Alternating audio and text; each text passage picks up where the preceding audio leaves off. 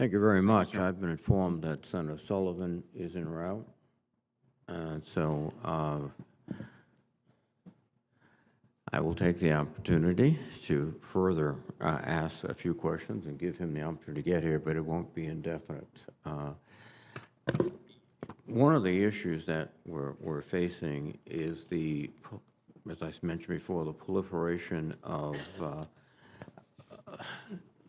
media, virtual media, and now what's approaching is the next great step, AI. Do you have any concerns that AI will disrupt our life dramatically, and that there are steps that we should start contemplating now? I know the administration has announced yesterday that they're taking steps with respect to AI. And in terms of the intelligence community, how are you viewing this, Director Haines? Yeah, thank you very much, Senator. I think you are wise to be focused on this, and that it will have disruptive impact. We've been writing some analysis to try to look at what the potential impact is on society in a variety of different realms, and obviously see some impact in intelligence activities that we'd be happy to talk to you in closed session on.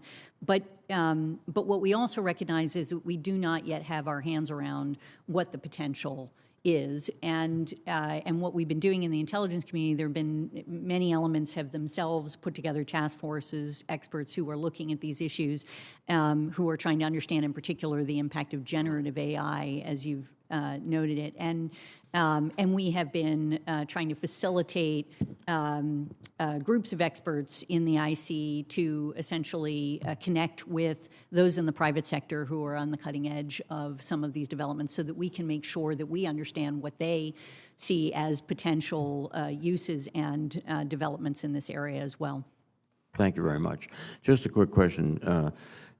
Listening to the discussion about the withdrawal from Afghanistan, most of that that equipment and those supplies were committed to the Afghan army, and that was a planned commitment. That was not deliberately leaving equipment behind. That was the tactical equipment for the Afghan army, which we all hoped would continue to function. Is that correct? That was always the plan, that those Afghan corps that we stood up and trained would retain that equipment. And that plan was developed under the Trump administration after the Doha agreements.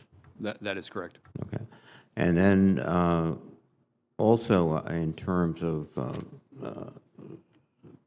I think I agree, obviously, that this has to be public, but we should all be aware that the Congress and this committee authorized a commission to study the entire situation in Afghanistan over the 20-year period. That commission is at work today, and it will publish its results, and those results will be available to the public. There might be some classified material, but it will be available to the public. So thank you.